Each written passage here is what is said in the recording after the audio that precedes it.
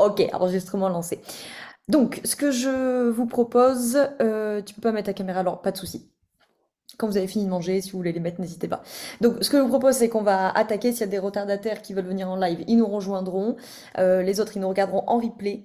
Vous avez été une cinquantaine d'inscrites, beaucoup d'inscrites, je pense, sur ce sujet du couple. Donc, c'est que il doit y avoir matière à en dire quelque chose. Donc aujourd'hui, on a 1 heure et quart pour discuter de 3 piliers d'un couple solide. Ça, jusque-là, je vous l'apprends pas, c'était le titre de la masterclass. Je vous ai sélectionné 3 points, 3 piliers dont j'ai jamais parlé ou dont j'ai peu parlé pour éviter de faire des redites. Donc, grande nouvelle, surtout pour mes élèves ici présentes, celles qui font les formations avec moi, je ne vais pas parler de construction du monde pendant 4 heures, puisqu'on en a déjà parlé plein de fois. 2, 3 petites infos techniques avant qu'on attaque. Je vous envoie le replay début d'après-midi avec les éventuels ouvrages, contenus qu'on a évoqués, etc. Je vous remets ça dans le mail.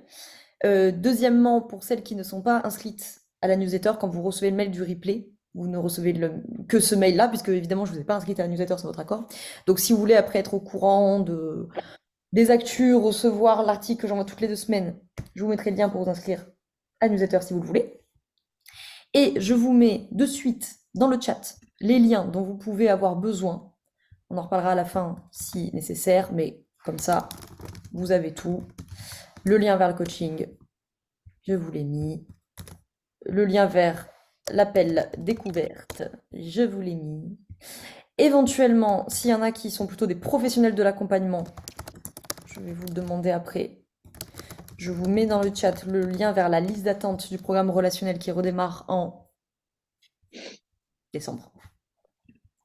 Hop, des admissions fait au milieu. Comme ça, vous avez tous les liens. Donc, 2 questions pour vous. Soit vous déverrouillez votre micro, soit vous mettez dans le chat. Est-ce que vous pouvez me dire, petit 1, s'il y en a parmi vous qui sont des professionnels de l'accompagnement et qui viennent aussi assister à cette masterclass dans un souci peut-être d'accompagnement? Ça me permettra d'orienter peut-être les commentaires et les conseils. Et deuxièmement, comme d'habitude, me mettre vos attentes avec quoi vous voudriez repartir, comme ça, là aussi, j'ajusterai s'il y a besoin. Alors, Sarah, tu dis oui, c'est mon cas, je sais. Est-ce que, comment je pourrais te dire, est-ce qu'il y a un objectif en tant que naturopathe dans ton cas, tu vois, de l'accompagnement des couples, etc., où bon, il s'avère que tu es professionnel de l'accompagnement, mais t'as pas forcément un objectif là-dessus. Euh, Cynthia pour les deux, ok. Joël, tu me dis, je découvre, je suis plutôt consultante, mais accompagner fait partie de mon quotidien. Ouais, ok. De toute façon, vous allez voir, il y a beaucoup de choses, pas tout, mais il y a beaucoup de choses qui peuvent s'appliquer aux relations en général, hein, mais je suis intéressée professionnellement parce que j'ai beaucoup de clientes qui ont des soucis de couple. Ok. Ok, donc il y en a quand même une petite moitié de ceux présents en live qui s'intéressent à ça. Cynthia, tu me dis objectif, une de mes clientes ne veut pas partager son projet pro à son mari par peur de sa réaction. Ok. Sarah, perso aussi, on n'est pas à l'abri du bonne surprise. Ok, donc il y a du 2, il y a du pro, du perso. Je pense que dans les 45 autres qui regarderont en replay, il doit y avoir des professionnels aussi. Donc je vais essayer à chaque fois d'évoquer les 2 aspects. Comme d'habitude, si vous avez des questions, des commentaires, on peut interagir au fur et à mesure, on n'est pas obligé d'attendre la fin, déverrouillez vos micros, mettez dans le chat, tout ça, tout ça. Et je sais qu'il y a beaucoup d'habitués des masterclass, donc vous avez l'habitude. J'ai prévu de vous parler des 3 piliers et de 4 points. Le premier point, c'est de faire un mini rappel, sur les constructions du monde et les doubles contraintes, parce que ça fait quand même partie, pour pas dire c'est le piège le plus courant, entre guillemets, chez les couples. Donc je vais quand même en retoucher 2 mots. Je fais pas toute la masterclass dessus parce que j'en ai déjà beaucoup parlé. Je vous mettrai le lien d'un atelier si vous voulez creuser ce sujet-là. Deuxième point, on va parler, pour celles qui n'ont pas vu le programme que j'ai mis en story, de la thématique de la répartition des rôles, des énergies, des mouvements psychiques dans le couple, qui est souvent aussi un sujet qui pose problème. Troisième point qu'on va voir, l'importance des rituels. Donc les 3 types de rituels et pourquoi c'est important. Et quatrième point, on parlait de la mariation. Je vous laisse de suspense sur ce qu'est le sujet. La mariation et l'ossature du système de valeurs, puis je vous donnerai un exercice concret à faire en live ou à faire chez vous à ce moment-là. Voilà, c'est tout bon? On y va? On y va. Ok. Je fais donc un mini rappel, construction du monde et compagnie. Je passe un peu plus rapidement parce que normalement tout le monde, je pense, en a plus ou moins entendu parler. En quelques minutes, La construction du monde, c'est la paire de lunettes avec laquelle je filtre la réalité. Donc évidemment, je suis un individu, j'ai plusieurs constructions du monde, j'en ai probablement une qui prend, on va dire, entre guillemets, un peu plus de place que les autres, et il y en a une que je vais jouer particulièrement dans le couple, peut-être que c'est la principale, entre guillemets, peut-être que ça en est une autre, mais voilà. Une construction du monde, concrètement, ça ressemble à je ne suis pas suffisante, je ne suis pas à la hauteur, je ne suis pas en capacité d'être aimée, je suis nulle, je suis inférieure, bon bref. Ok. Donc c'est quelque chose de court, hein, on n'est pas vraiment sur une notion de croyance, les constructions du monde, c'est du registre de la systémique, c'est un peu un sous-groupe des croyances, c'est un peu, on va dire, la sous-catégorie des croyances négatives à propos de soi-même. Évidemment, le conjoint ou la conjointe que j'ai en face, je vais souvent dire partenaire pour simple, mon partenaire a aussi des constructions du monde, n'est-ce pas? Ça peut être la même que la mienne, c'est pas nécessairement le cas, la plupart du temps c'est pas le cas, mais ça peut arriver. Et donc, forcément, moi je filtre tout notre quotidien, toutes nos disputes, tous nos projets, tous nos enjeux, tous nos échanges à travers une construction du monde qui dit par exemple je suis inférieur. Mais mon partenaire, il filtre les mêmes échanges, les mêmes disputes, les mêmes projets, les mêmes situations à travers une autre construction du monde, probablement, qui, admettons, est je ne suis pas à la hauteur. Admettons. Donc, forcément, déjà, nous filtrons la réalité à travers des constructions du monde qui ne sont pas nécessairement les mêmes. Donc, évidemment, premier point où ça peut poser problème, on va s'engueuler pour les tâches ménagères, par exemple, très classique.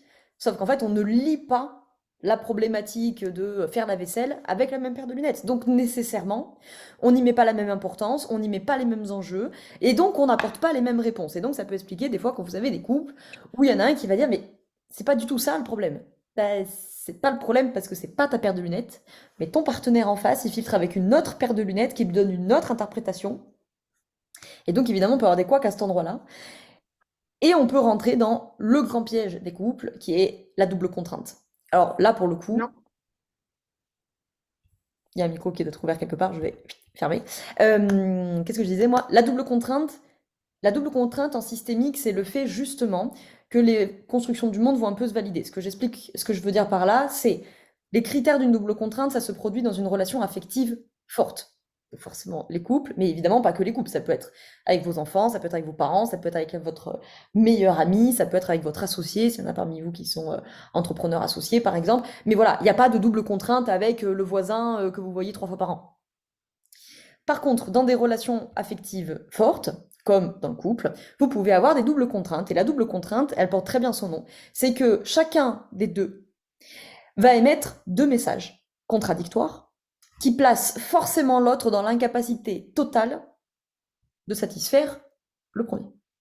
Concrètement, j'illustre. Admettons, Joël, elle a une construction du monde qui dit je suis nulle, par exemple. Admettons, on va reprendre ça. Mais elle a ce qu'on appelle un programme officiel, c'est-à-dire que officiellement, ce qu'elle attend de son conjoint, ou de sa conjointe, de son partenaire, c'est je veux que tu sois fier de moi. Et donc là, vous voyez bien, pour le conjoint, c'est strictement impossible de répondre à ça. Soit il va lui montrer qu'il est fier d'elle et il répondra au programme officiel, mais il va aller contre la construction du monde qui dit je suis nul. Soit il va, entre guillemets, la traiter comme une nulle, si on peut dire ça comme ça, et elle aura satisfaction de valider sa construction du monde, mais elle n'aura pas satisfaction de la réponse à son programme officiel. Et le partenaire, de son côté, si on est dans une double contrainte, il exprime la même chose. Donc en fait, les deux tournent en boucle tout le temps, parce qu'en fait, les deux sont placés dans l'incapacité totale de satisfaire pleinement l'autre. Évidemment, l'enjeu étant que souvent, nous avons très bien conscience de nos programmes officiels, de ce que nous demandons, de ce que nous attendons de notre partenaire, mais pas toujours bien conscience de la construction du monde et du petit système d'exploitation qui tourne dessous, qui peut s'avérer être contraire au programme officiel. Et là, ça tourne en boucle et ça tourne au vinaigre. Ça, c'était juste les petits rappels que je voulais faire sur ces questions des constructions du monde, des doubles contraintes. J'en ai déjà parlé plein de fois. J'ai fait un atelier, je vais vous mettre le lien. Hop, sur le couple aussi, où je traitais plus de ces questions-là, si vous voulez vous le procurer. Est-ce que déjà, avant que je passe au cœur de l'intervention d'aujourd'hui, il y a des questions sur les constructions du monde, sur les doubles contraintes, des trucs qui sont pas clairs? Vous pouvez déverrouiller vos micros si vous voulez pas mettre dans le chat. Alors, moi, je voulais, parce que je t'entends toujours dire, la construction du monde, c'est je ne suis pas suffisante, je ne suis pas ceci, je ne suis pas cela. Mais si on se dit, non, mais moi, tout va bien. Professionnellement, je déchire. Dans mon couple, c'est moi le roi ou la reine, hein, n'importe, homme ou femme. Euh, Ma femme ou mon homme est absolument rayonnant ou rayonnante dans mon couple grâce à moi, parce qu'il y a une espèce d'ego, tu vois, qui est Mm. légèrement surdimensionné, n'est-ce pas? À ce moment-là, qu'est-ce Mm. Alors, en fait, il y a, c'est une question intéressante, mais qui est un tout petit peu biaisée au sens où j'imagine que ce genre de personne ne viendrait pas en accompagnement. Tu vois. on est d'accord? Mais admettons, bah, il peut y avoir deux options. C'est-à-dire, soit la première option, bah, c'est qu'en fait, cette personne, tout va bien dans sa vie, en tout cas dans sa perception, et elle ne perçoit pas de problème à penser comme ça, et en quel cas, je ne suis personne pour lui dire que c'est un problème. Donc, il y a basta. Deuxième option, c'est ce qu'on va appeler des effets de surcompensation. Ok. Donc peut-être qu'on peut avoir des phénomènes là-dessous de lutte émotionnelle. Et une des stratégies de lutte émotionnelle est d'opter pour ce qu'on appelle des conduites radicales opposées au problème, c'est-à-dire parce que je me sens terriblement nul, insuffisant, pas à la hauteur, machin, je vais choisir la conduite radicale opposée à ça, qui consiste à dire je suis absolument formidable, tout est dû à moi, etc. Exactement comme peut-être c'était vous, ou peut-être que vous avez déjà connu quelqu'un comme ça qui est un ultra introverti et qui en soirée en fait des tonnes, joue le mec ultra extraverti, mais vous sentez que c'est faux. Parce qu'en fait, c'est une lutte émotionnelle, c'est une conduite radicale opposée au problème. Donc peut-être qu'on pourrait avoir, tu vois, une lecture comme ça du cas hypothétique que tu emmènes. Je connais ce genre de personne. Sarah, je t'en prie. Sarah, tu dis c'est bon, ça commence à rentrer. Ouais, les constructions du monde, ça vaut le coup de les répéter plutôt 10 fois qu'une, hein. De toute façon, l'apprentissage se fait par la répétition, hein, pas par la découverte. Est-ce que c'est OK pour les autres, construction du monde, double contrainte? Oui, bien.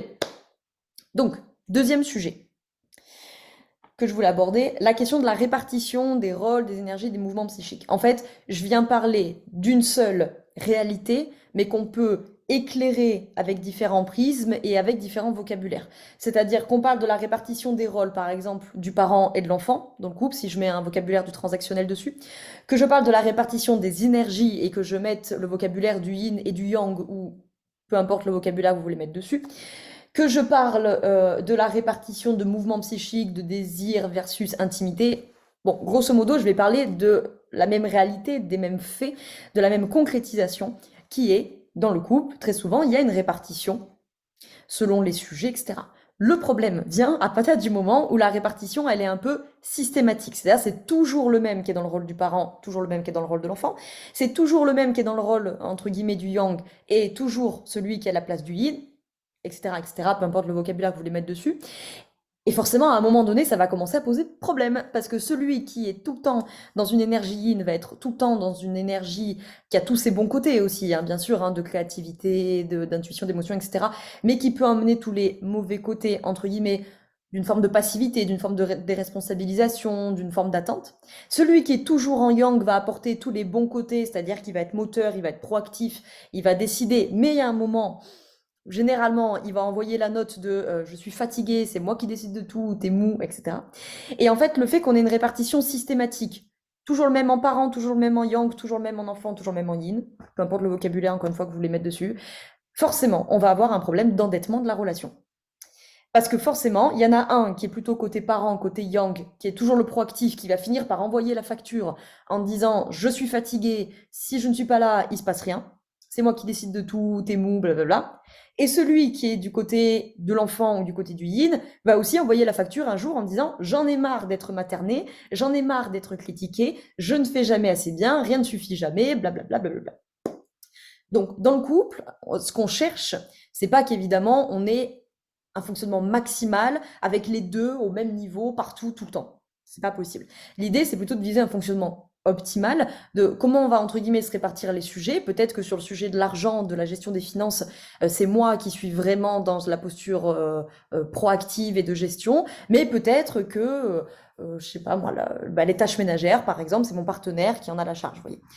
Évidemment, ça peut être une répartition sur chaque sujet, c'est-à-dire que, je sais pas moi, l'éducation des enfants, bah, c'est plutôt moi qui gère les devoirs et l'école, mais c'est plutôt mon partenaire qui gère les soins, les bains, les rendez-vous médicaux. Bon, bref, grosso modo, vous avez compris l'idée. c'est qu'on ait un équilibre et une répartition. Or, c'est pas souvent le cas. C'est pas souvent le cas. Généralement, on en a un qui va se mettre complètement dans une polarité, l'autre qui va se mettre dans la polarité inverse, parce que vous ne pouvez pas avoir deux parents face à face, vous ne pouvez pas avoir deux enfants face à face, vous ne pouvez pas avoir deux yang face à face, hein, ça va faire un conflit d'ego, au bout d'un moment, ça va se rentrer dedans, et vous pouvez pas avoir deux yin face à face, parce que sinon, ça va être que de la dispersion et de l'éparpillement. Donc forcément, s'il y en a un qui mobilise une place, il envoie de facto l'autre à la place opposée, et l'autre, en acceptant la place opposée, vous exige implicitement d'être à la première. C'est toujours co-construit, hein. Ça, c'est important, je ne l'ai pas redit au début, mais tout est co-construit. C'est pas parce que vous jouez aux parents que forcément votre conjoint est un enfant. C'est aussi parce qu'il accepte à la place de l'enfant qui vous maintient dans la place du parent, etc., etc. Donc, ces questions de répartition, de rôle, d'énergie, etc., c'est vraiment un sujet que je retrouve très, très souvent. Il y a plein de thématiques systémiques derrière, hein. Par exemple, un schéma qu'on voit souvent, en tout cas que je vois souvent passer ces derniers temps, c'est une caricature, hein, c'est un cas général, c'est pas toujours comme ça, mais je vois de plus en plus de femmes, en tout cas dans les couples hétéros, de plus en plus de femmes qui sont surinvesties dans leur yang. Euh, à mon avis, c'est aussi parce qu'on a des facteurs systémiques derrière, c'est-à-dire de demander aux femmes d'être des super mamans, des super bosseuses, d'être minces, d'être jolies, enfin bref, d'être à fond et au max sur tous les plans. Et donc, qui leur demandent de venir investir énormément d'énergie yang. Et donc, encore une fois, de fait, si madame, dans un couple hétéro, est à fond dans son yang, bah, mathématiquement, il va y avoir en face très probablement un partenaire très très yin, parce qu'il va bien falloir que ça compense. Et donc, ça va continuer à aggraver la situation, parce qu'en fait, madame, il y a un moment où elle va saturer de je m'occupe de la maison, je m'occupe des enfants, je m'occupe des finances, je m'occupe de mon entreprise ou de mon travail, peu importe, enfin de ma carrière, je m'occupe de moi, je m'occupe de mes parents, je m'occupe de tes parents, je m'occupe de mes rendez-vous médicaux, des rendez-vous médicaux des enfants, des rendez-vous médicaux de mon conjoint. Pétage de câble, forcément, non, c'est normal, ça peut pas être autrement. Mais de l'autre côté, bien sûr que de temps en temps, vous pouvez avoir un partenaire qui est vraiment déresponsabilisé et qui joue pas le jeu. Mais la plupart du temps, on n'a pas ça. De l'autre côté, on a un partenaire qui n'a de toute façon pas la place d'exprimer la moindre tentative de yang et la moindre tentative de proactivité, puisqu'il faut bien que lui, il occupe l'espace du yin. Et donc finalement, on va se retrouver avec un truc qui tourne en boucle avec madame, à très juste titre, hein, qui a toujours la sensation de tout faire et qui est fatigué, et monsieur, ou deuxième madame, qui aura très probablement la sensation d'être tout le temps critiqué, tout le temps des reproches, qui fait jamais assez bien, etc., etc. Ça, généralement, c'est une problématique qu'on retrouve beaucoup en consultation, qui est très importante et qui est d'autant plus épineuse que, en fait, comme je vous l'ai dit au début, elle est liée à la question de l'endettement. Et donc, généralement, quand les couples débarquent en consultation, c'est qu'ils sont très endettés. Et donc, ce que vous allez observer pour les professionnels de l'accompagnement qui m'écoutent, c'est qu'en face de vous, sur le canapé, vous allez avoir un couple qui est en train de régler la dette. Donc, avec quelqu'un qui dit ah, mais moi, je me suis occupé pendant 5 ans des gamins, j'en ai marre. L'autre qui dit ouais, mais moi, pendant 5 ans, j'ai fait des efforts et il n'y a rien qui marche. Et en fait, ils ne se parlent pas vraiment. Ils sont juste en train, chacun de leur côté, d'envoyer des factures et de demander compensation de la dette, ce qui est normal. C'est aussi une problématique que les couples attendent des fois un peu trop longtemps pour venir nous voir. Et donc, généralement, quand ils arrivent, c'est qu'ils sont très endettés. Voire, plus gros scénario, c'est madame qui veut même plus en entendre parler. Ça peut être monsieur, bien sûr, hein, je fais un cas général, mais il y a un auteur dont j'ai oublié le nom, je vous le remettrai après, j'ai chercher son livre, qui parle de tragédie et de drame. Qui disait, vous avez vraiment un archétype de madame arrive sur le canapé dans une forme de tragédie. C'est-à-dire qu'elle, ça fait 2 ans, 5 ans, 10 ans, 20 ans qu'elle explique à son mari que. Et donc, quand elle arrive sur le canapé du psy ou du praticien, elle, en fait, c'est déjà cuit quelque part pour elle, parce qu'elle, elle est au bout du bout du bout du bout de ce qu'elle a pu donner. Et chez monsieur, cet auteur, il parle plutôt d'un drame, c'est-à-dire que lui, il arrive sur le canapé et le ciel vient de lui tomber sur la tête en mode mais je comprends pas ce qui se passe, d'un coup elle a pété les plombs, et donc en fait ils se parlent pas le même langage, quoi. Parce qu'en fait il y en a une qui dit mais moi ça fait 10 ans que je t'explique que ça va pas, et il y en a un autre de l'autre côté qui dit mais attends t'es pas cool de faire péter tout le système d'un coup alors que moi je fais des efforts. Et donc quand ils arrivent ils sont très endettés et il va déjà falloir arriver à les faire communiquer sur ce point. Je vais faire un tour dans le chat parce que je vois que j'ai des questions. Ça me parle de fou, ce week-end je suis partie à l'improviste, chérie s'est occupée de la maison alors que d'habitude c'est moi qui organise la gestion de la maison. Ouais, mais c'est intéressant parce que du coup, toi, t'es passé peut-être dans un archétype un peu de l'enfant libre, tu vois, de ouais, tranquille, j'improvise, je vais faire mon week-end, machin. Très intéressant de voir que finalement, quand on lui laisse la place à monsieur, bah, peut-être qu'il a finalement été capable de la prendre, la place du parent qui vient voilà, organiser la maison, etc. Ou tout du moins une position d'adulte, tout du moins. Est-ce qu'il y a des questions? Est-ce que ça vous évoque des... J'ai pas fini encore sur le point, mais est-ce que ça vous évoque d'autres choses? Non, ça a l'air d'aller. Bon, je C'est vous moi, laisse. le micro. Justement, avec l'exemple que je t'ai donné, moi, j'aimerais bien optimiser ça, tu vois, pour Mm. justement lâcher un peu la grappe et tout ça. Mais ça, je l'ai fait une fois. Et je sais très bien que quand on est habitué à fonctionner d'une certaine façon, voilà, faut réitérer la chose. Mais quand tu es un peu la tête dans le guidon et que bah, tu fais pas gaffe et que tu repars un peu bah, dans ton excès de yang, hein, pour l'exemple, bah, comment tu fais? Oui.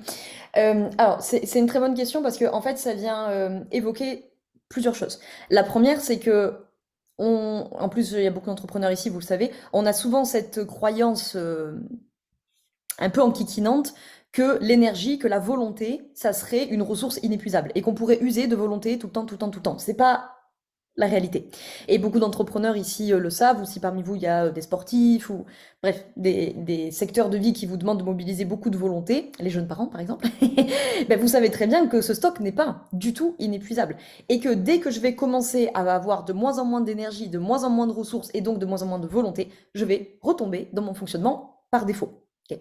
Pour celles qui ont lu The One Thing, il explique, il le montre très bien avec une étude où on demandait à des juges, c'était une étude qui était faite sur des juges et où les juges devaient examiner des dossiers et attribuer ou pas des libérations sur parole.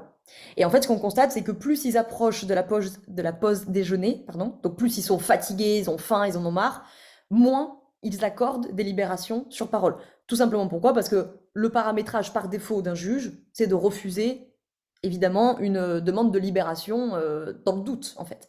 Donc plus vous serez fatigué, moins vous aurez de volonté, plus vous retomberez dans votre paramétrage par défaut. Donc si, pour revenir au couple, qui demande de la volonté, n'est-ce pas? Surtout quand on veut travailler à changer un schéma répétitif ou une répartition des rôles.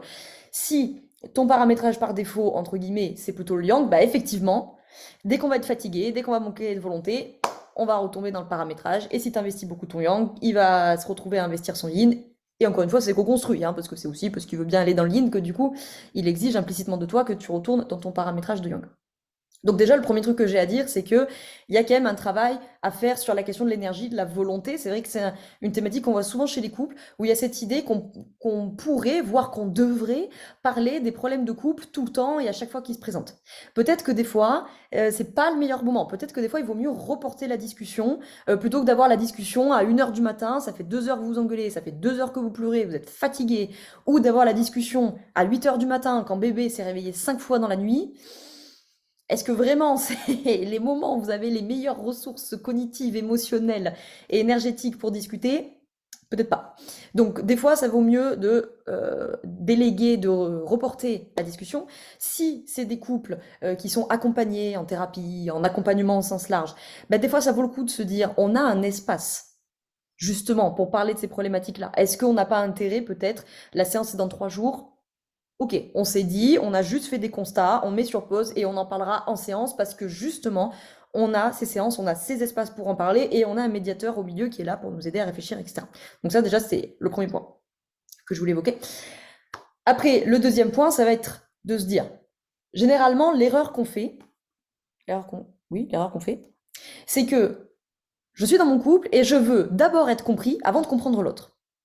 Donc, dans cet exemple, si je suis beaucoup dans mon yang et que je suis fatiguée d'être toujours à la place du parent, je veux d'abord que mon mec ou mon partenaire comprenne que c'est fatigant pour moi d'être dans le parent et qu'il mette en place des solutions pour que ça change avant de moi faire le taf peut-être de comprendre que c'est aussi pénible pour lui en fait d'être à la place de l'enfant ou d'être constamment dans son yin.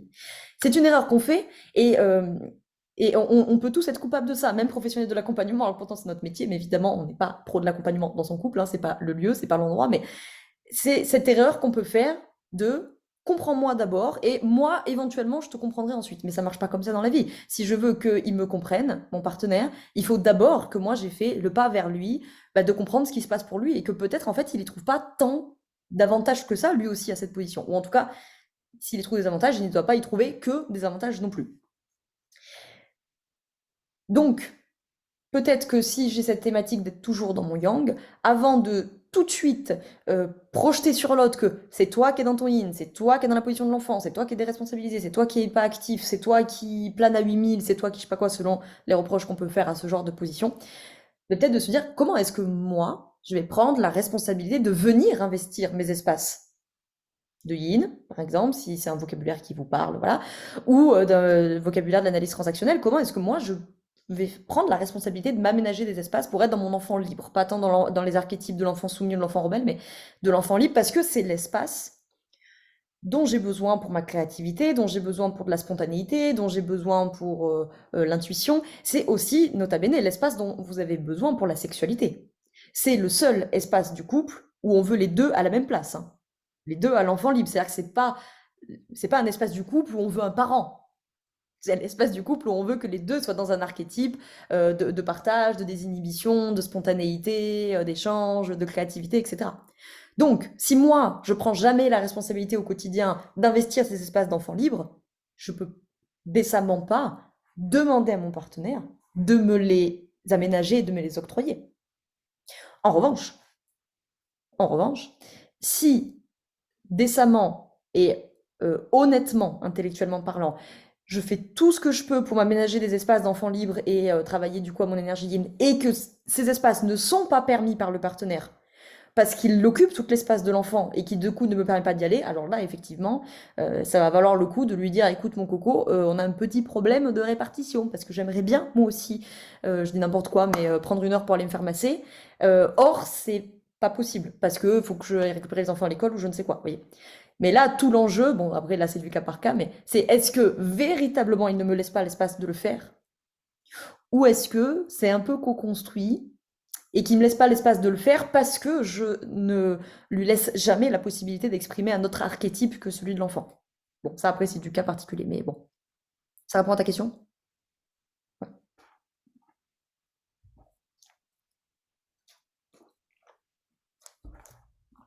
Cette question de, encore une fois, que vous mettiez le vocabulaire du transactionnel ou le vocabulaire énergétique, peu importe, mais en fait, il y a une notion un peu de polarité, de continuum. Okay. L'idée, c'est pas de dire, n'ayons pas un mindset fixe sur la question en disant mon partenaire est petit 1, petit 2, petit 3, je suis petit 1, petit 2, petit 3. Non, vous évoluez constamment sur des continuums, sur des polarités. La question, encore une fois, c'est comment on répartit les sujets. C'est pas tant un problème d'être à l'extrême d'un continuum et que mon partenaire soit à l'autre extrême. L'essentiel, c'est que ça soit pas tout le temps, tout le temps, tout le temps ce schéma-là. Sinon, on va endetter la relation, on va se fatiguer, etc. Donc évidemment, on peut être sur deux extrêmes sur la question des finances, mais ça change sur la question des enfants. Et puis le sujet, je sais pas, moi, des relations amicales, on est à peu près moite-moite. Bon bref. En tout cas, cette notion de polarité et de continuum, elle est très importante parce que, petit 1, vous ne vous mettez pas en couple et vos bénéficiaires ne se mettent pas en couple avec des personnes qui sont très décalées sur le plan psycho-affectif. On est toujours en couple avec des gens qui, globalement, sont au même stade de développement psycho-affectif que nous. C'est d'ailleurs pour ça que quand on a la thérapie que sur un seul des deux, généralement, ça peut créer de la tension, voire dans le pire des cas, ça peut créer des séparations parce qu'ils vont trop se décaler d'un point de vue psycho-affectif. Donc, quand vous regardez votre partenaire en vous disant mais c'est pas possible, c'est vraiment un gamin, il sait pas gérer, je sais pas moi, ses sous, ah, il y a fort à parier que vous devez aussi être un gamin ou une gamine, peut-être sur un tout autre sujet, peut-être d'une toute autre manière, mais vous n'êtes pas tant décalé que ça d'un point de vue psychoaffectif.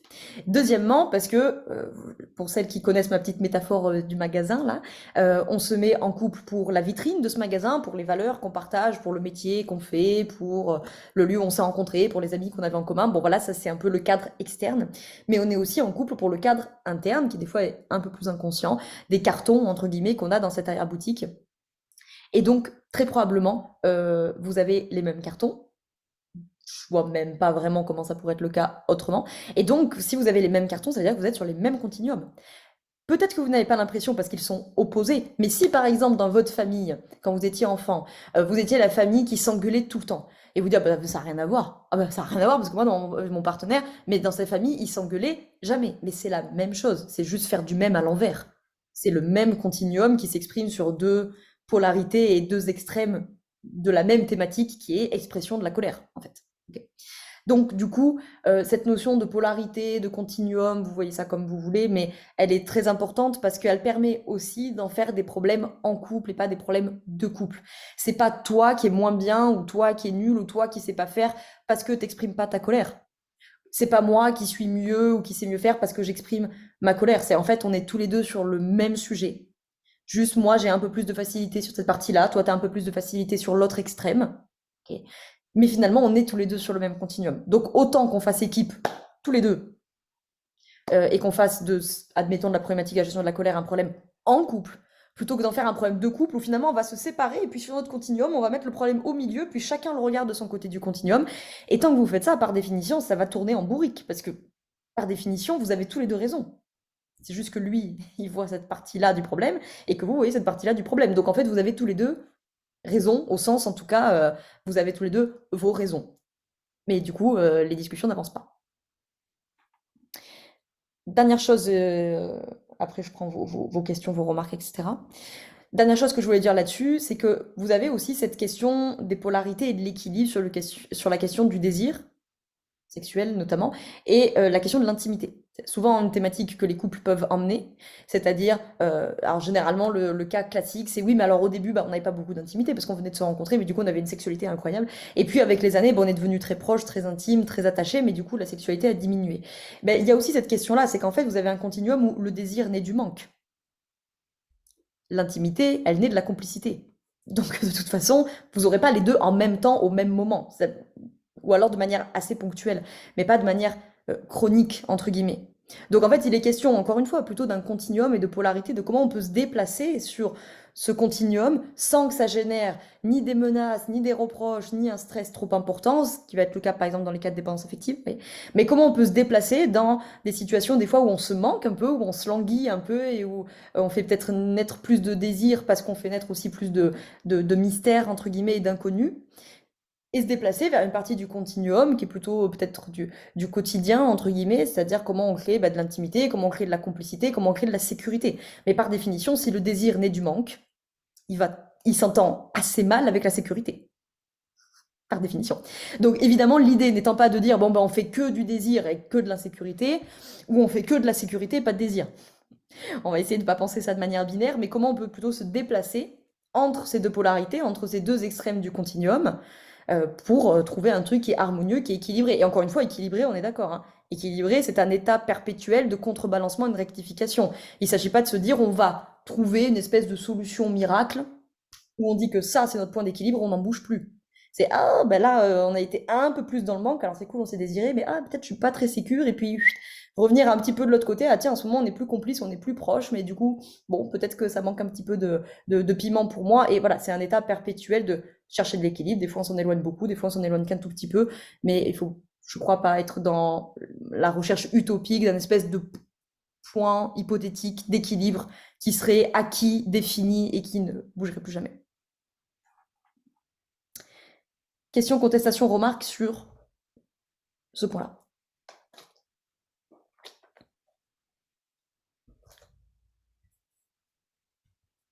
Non. Ça me fait méchamment penser à un couple d'amis qui vient de divorcer. Ouais, Sarah qui dit ça dans le chat. Je pense que Sarah, tu disais ça quand on parlait de enfants, parents, yin-yang. C'est vraiment, vraiment une problématique super courante. Pour pas dire, c'est rare que je le vois pas. C'est vraiment très très courant cette thématique-là et je l'ai eu aussi la semaine dernière d'ailleurs d'un couple qui a divorcé, enfin qui est en instance de divorce, avec ce genre de thématique et c'est vrai que c'est triste parce que c'est un couple qui s'aime beaucoup en fait, hein. C'est vraiment pas une problématique d'amour, de sentiments, de projection ensemble, hein. C'est que vraiment au quotidien, c'est juste insoutenable en fait pour, là en l'occurrence c'était le cas classique, c'est-à-dire de madame qui est complètement épuisée et qui arrive plus à mobiliser de l'énergie et monsieur qui a la sensation de jamais en faire assez et d'être tout le temps dans le reproche. Alors après, deux choses, encore une fois, enfin trois choses, mais encore une fois, il y a des questions systémiques derrière, quand même. J'ai même envie de dire politico-systémiques. Il y a les constructions du monde, bien sûr, parce que si monsieur il a une construction qui dit je ne suis pas suffisant, bah en fait, effectivement, il va toujours filtrer à travers cette paire de lunettes-là. Et le troisième point, qu'est-ce que je voulais dire? Je ne sais plus. Oui, si, ça me fait penser de préciser ça aussi. Vous avez des psychologues du couple, enfin des thérapeutes du couple qui identifient ce qu'ils appellent les conflits insolubles du couple. Donc c'est un point important quand on est formé en thérapie de couple. Et les conflits insolubles, bah, comme leur nom l'indique, c'est, selon les praticiens, on en identifie, je vais y arriver, 5, 6, qui sont des sujets sur lesquels le couple, a priori, ne se mettra jamais d'accord. Et donc, le but, pour nous, côté praticien, sera plus d'accompagner le couple à ce qu'on appelle négocier des ententes à double gagnant, encore un jargon de systémicien pour dire trouver un compromis, plutôt que de dire comment on va faire un fonctionnement maximal où ils vont être tous les deux 100% contents.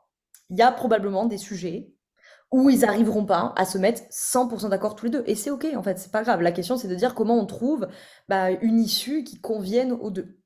Donc, dans ces conflits insolubles, alors évidemment, tous les couples n'ont pas tous les conflits insolubles, hein, mais des conflits insolubles, on en identifie sur la question, par exemple, du rapport à l'argent. Vous avez des couples, ils se mettront pas d'accord sur la gestion des finances. Et ça va être plutôt de les accompagner à trouver une issue plutôt que de dire soit on est d'accord à 100%, soit on se sépare. Bon, peut-être qu'entre ça et ça, on peut trouver une négociation. Vous avez les tâches ménagères. Par exemple, l'éducation des enfants. L'éducation des enfants, vous avez plein de couples, ça sera un conflit insoluble. Par exemple, je sais pas moi, l'éducation religieuse des enfants. Et admettons, vous en avez un qui est, je sais pas moi, ultra protestant, l'autre qui est ultra athée. Ils ne se mettront pas d'accord sur la question. Donc l'idée n'est pas de dire comment on se force ou comment on se sépare. Peut-être qu'on peut trouver en fait une négociation là ici, une entente à double gagnant pour que celui qui est croyant puisse peut-être transmettre quelque chose qui est important pour lui à ses enfants et que celui qui est athée n'ait pas la sensation d'une éducation trop religieuse. Enfin voilà, on peut négocier des ententes à double gagnant. Donc il y a de ça aussi. Conflit insoluble du couple, c'est important d'avoir ça en tête. Tu as encore le temps pour une question? Oui. Sur une reste une demi-heure, vas-y. Ouais, je me posais la question sur le fait de quand tu dis que les couples, c'est pas par hasard qu'on se rend compte parce qu'on a ces cartons, enfin la vitrine et le back-office. Est-ce que c'est, enfin, ce que je me posais comme question, est-ce que c'est, parce que je vois assez bien le couple comme un couple en fait qui grandit ensemble et qui permet d'évoluer. Que se passe-t-il si on a idéalement tout résolu? Est-ce qu'il y a encore des raisons de rester ensemble? Enfin, est-ce qu'il y a quelque chose de là? Parce que des fois, ça pourrait aussi être une manière de se dire, non, mais comme on a envie comment on va dire ça, de cultiver ce yin-yang, enfin, c'est justement ce truc pour continuer à être ensemble, parce qu'une fois qu'on a résolu, on n'a peut-être plus de raison d'être ensemble. Enfin, je ne sais pas si c'est des cas. Moi, je ne suis pas dans le domaine, hein, mais je suis expérimentatrice, on va dire, personnelle du sujet. En fait, cette notion, alors déjà petit 1, ça poserait une question psychophilosophique qui est est-ce que vraiment un jour on a tout résolu? Mais bon, on va admettre le postulat pour l'exercice intellectuel. Donc, deuxième point que j'avais abordé, admettons que ce fût possible, que les deux aient 100% résolu et complètement vidé leur arrière-boutique, il n'y a plus de carton. Quoi qu'il en soit, ils sont quand même ensemble pour la vitrine. Donc ils sont quand même ensemble pour, on a des valeurs en commun, on fait tous les deux, je sais pas moi, du poney, on est tous les deux mécaniciens, bon, bref, j'en sais rien. Ils ont quand même ce qu'ils partagent dans la vitrine. Vitrine qui en plus aura été réaménagée avec, dans la métaphore, certains cartons où ils vont se dire, ça n'a rien à faire dans la boutique, ça en fait, moi je veux que ça soit en vitrine, t'es d'accord avec ça? Ouais, t'es d'accord avec ça? Ok, super. Donc, quoi qu'il en soit, pardon, ils seront toujours ensemble pour ça. Et parce que, en fait, la notion d'avoir tout résolu vient avec l'idée d'avancer vers sa posture d'adulte transactionnel. Et donc, en fait, s'ils se maintiennent ensemble, c'est qu'ils sont suffisamment tous les deux dans une posture d'adulte transactionnel pour identifier leurs besoins, identifier leurs émotions, exprimer leurs émotions, formuler des demandes. Et donc, j'ai même envie de dire, c'est génial parce que du coup, là, ils vont réellement décider en conscience pourquoi ils sont ensemble et pourquoi ils veulent rester ensemble. Et pas tant on est ensemble pour en fait 2 éléments de la vitrine et 98 98 éléments de l'arrière-boutique dont finalement on n'a pas conscience. Justement. Et où justement, c'est ce qu'on peut voir dans des couples qui se séparent, c'est qu'il y en a un des deux qui va aller faire un tour dans l'arrière-boutique parce qu'il va lui arriver quelque chose sur son chemin de vie à lui qui l'invite à aller nettoyer là-bas dedans. Et là, le partenaire, il dit c'est une plaisanterie, j'espère, mais moi, il est hors de question que j'aille foutre les pieds là-bas. Et là, généralement, ça coince. Ou, effectivement, on pourrait très bien imaginer le scénario d'un couple qui a tout résolu et qui décide de se séparer. Et on pourrait supposer que ce serait une séparation très, très saine, si je pourrais dire ça comme ça. Elle sera forcément triste, hein, parce qu'une séparation, c'est triste, mais très saine, parce que ça serait peut-être le constat de se dire, en fait, on a peut-être fait un bout de chemin ensemble, parce qu'on avait tous les deux besoin de faire équipe sur le carton, je sais pas moi... gestion de la colère, par exemple. Et en fait, maintenant, on a bien nettoyé notre arrière-boutique et peut-être maintenant, il faut qu'on fasse nos chemins avec d'autres personnes. Pourquoi pas?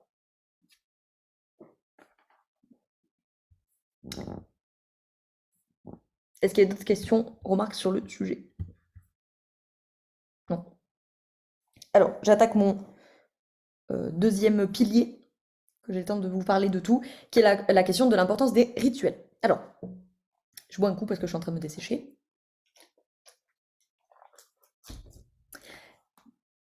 Les rituels dans le couple, je vais vous en citer 3 catégories, ils sont très importants. Et déjà, le premier truc que j'ai à dire, c'est de prendre conscience de l'importance des rituels, ou de faire prendre conscience de l'importance des rituels si vous êtes praticien ou praticienne.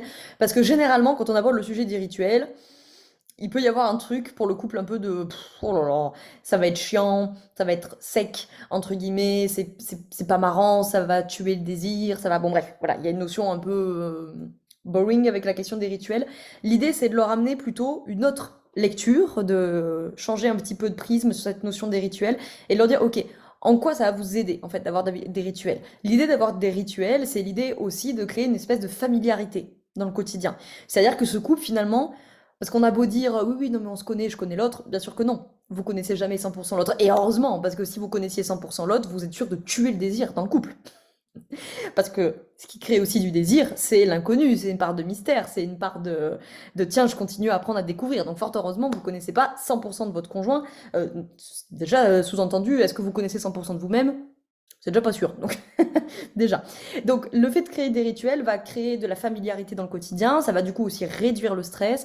Ça permet qu'on soit pas constamment en train de renégocier tous les 4 matins des choses qu'on aurait pu ritualiser. Alors, le but, bien entendu, c'est pas, effectivement, encore une fois, on parle de continuum. Donc, on veut pas tomber dans un extrême du continuum qui consisterait à tout ritualiser, qui emmènerait, petit vocabulaire de systémique, à des situations de morphostase, c'est-à-dire où finalement, bah, on consolide tellement l'équilibre du couple qu'en fait, ça manque de flexibilité, ça manque de souplesse. Mais des fois, à ne pas avoir de rituel, on est bloqué dans l'autre extrême du continuum, qui est un couple qui est constamment en morphogénèse, c'est-à-dire qui est constamment en changement. Et ça, c'est des couples qui vont s'épuiser, forcément, parce qu'ils peuvent pas renégocier tous les 4 matins, c'est pas possible. Donc, on va catégoriser 3 grands types de rituels. C'est pas moi qui les ai catégorisés, je prends la catégorisation à Julien Bress, pour celles qui veulent aller voir son travail, notamment sur YouTube. Il nous fait 3 catégories de rituels. Les rituels ordinaires, je vais les définir bien sûr, les rituels contributifs et les rituels significatifs. Les rituels ordinaires, c'est vraiment, on va dire, les rituels du quotidien. Quand moi je fais la vaisselle, toi tu fais à manger. Quand moi je donne le bain aux enfants, toi tu changes les draps. Bon, j'en sais rien, mais l'idée, c'est vraiment ce qui va ritualiser leur quotidien, qui permet vraiment, comme on le disait, de ne pas renégocier tous les 4 matins les tâches ménagères, par exemple, les enfants, la sortie de l'école, etc., etc. Donc là, l'idée, c'est vraiment de les accompagner à diminuer le stress du quotidien, à diminuer la charge mentale aussi, parce que forcément c'est épuisant si on est tout le temps en train de redistribuer les tâches ménagères et compagnie, et on va créer de la familiarité au quotidien. Il y a une forme d'habitude où on sait que quand je fais la vaisselle, toi tu fais à bouffer, par exemple.